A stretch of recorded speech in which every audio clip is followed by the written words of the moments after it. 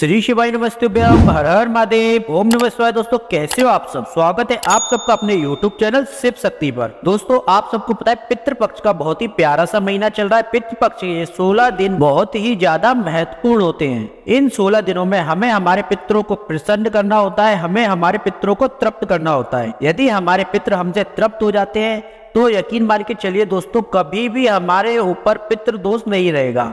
यदि आप भी अपने पितरों को प्रसन्न करना चाहते हैं, अपने पितरों को खुश करना चाहते हैं, अपने पितरों को तृप्त करना चाहते हैं, तो दोस्तों यह वीडियो आप ही के लिए। पूज्य गुरुजी की कथा सुनकर बहुत ही अच्छे से आपको इस उपाय को समझाऊंगा। बस आपसे छोटी सी रिक्वेस्ट है, आप वीडियो को पूरा देखें, वीडियो को स्किप ना करें, तभी आप इन उपायों को अच्छे से समझ पाएंगे और कर पाएंगे।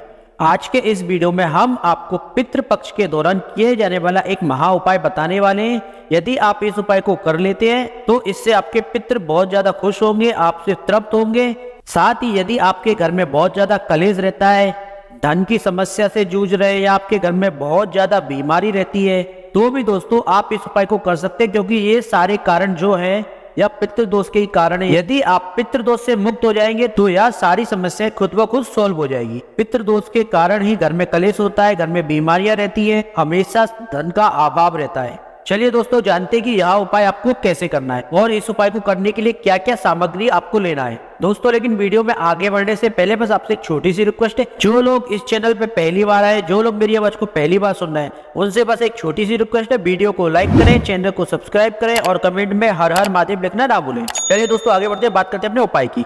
आपको इस उपाय को करने के लिए लेना है 2 दुर्वा। जैसा कि आपको स्क्रीन पे दिख रहा है, इस प्रकार से आपको 2 दुर्वा ले लेनी है। आपको जो हरी वाली दुर्वा आती है ना, वह आपको 2 हरी वाली दुर्वा ले लेनी है। व्हाइट वाली आती है वो नहीं चाहिए, आपको हरी वाली लेना है इस उपाय के लिए। इसके बाद में आपको लेना है 4 चावल के दाने। चावल के दाने लेते समय आपको एक चीज का विशेष ध्यान रखना है, चावल के दाने टूटे नहीं होना चाहिए, चावल के दाने कहीं से भी खंडित नहीं होना चाहिए। जैसा कि हमने आपको दिखाया बिल्कुल इसी प्रकार से बहुत प्यारे से 4 चावल के दाने आपको ले लेना है। इसके बाद में आपको लेना है तांबे का 1 लोटा।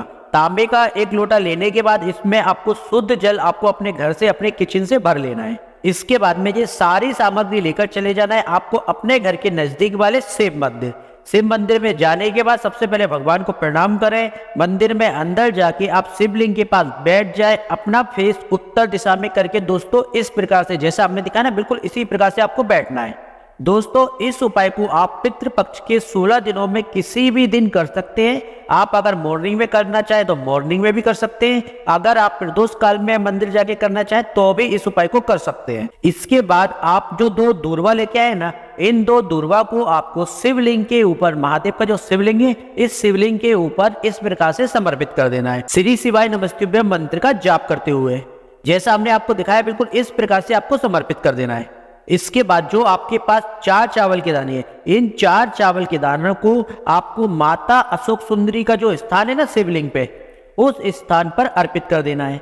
जैसा कि हमने आपको दिखाया है, ये वाला स्थान माता अशोक सुंदरी का है। इस स्थान पर आपको चारों चावल के दानों को अर्पित कर देना है कुछ इस प्रकार से। चावल अर्पित करते समय आपकी जो भी मनोकामनाएं, जो भी प्रार्थना है, वह आपको माता अशोक सुंदरी को बोल देनी है।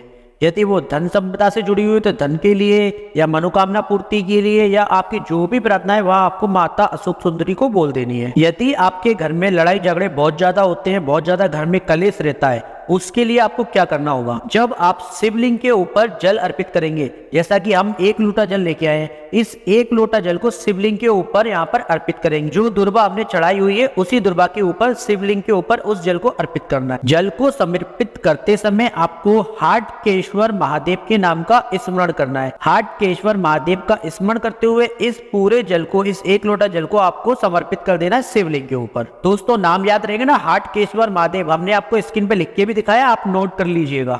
इसके बाद में ये जल शिवलिंग से होता हुआ कुछ इस प्रकार से नीचे गिरेगा, जो माता अशोक सुंदरी के स्थान से होता हुआ, जहाँ पे आपने चावल के दाने भी चढ़ाए थे, वहां से होता हुआ और टच करता हुआ नीचे गिरेगा इस प्रकार से। इस जल को आपको किसी पात्र में या किसी लोटे में रोक लेना है, कुछ इस प्रकार से आपको इस जल को रोक लेना है।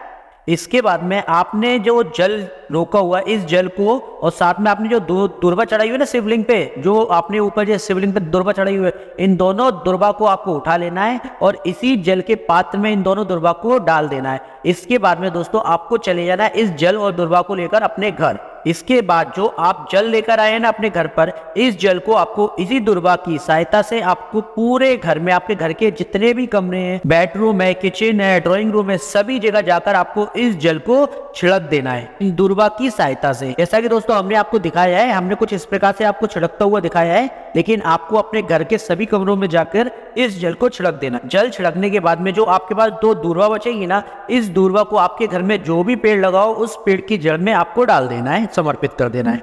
जो भी व्यक्ति इस प्रकार से महादेव के मंदिर से लाया हुआ जल छिड़क देता है, उसके घर में कभी भी धन संपदा की कमी नहीं रहती, और साथ ही उसके घर में यदि कलेश वगैरह होते हैं तो वह भी धीरे धीरे करके समाप्त हो जाते हैं, धीरे धीरे करके खत्म हो जाते हैं। दोस्तों एक बार आप भी इस उपाय को जरूर करके देखिए, क्योंकि आज के टाइम में हर किसी के घर में कलेश तो है ही। अरे छोटी बड़ी बात पे घर में कलेश होता रहता है, बार बार लड़ाई झगड़े होते रहते हैं, तो सभी एक बार इस उपाय को जरूर करके देखिएगा। दोस्तों आज के लिए इतना ही, मिलते हैं एक और ज्ञानवर्धक वीडियो के साथ। श्री शिवाय नमस्तुभ्यं, हर हर महादेव, ओम नमः शिवाय दोस्तों।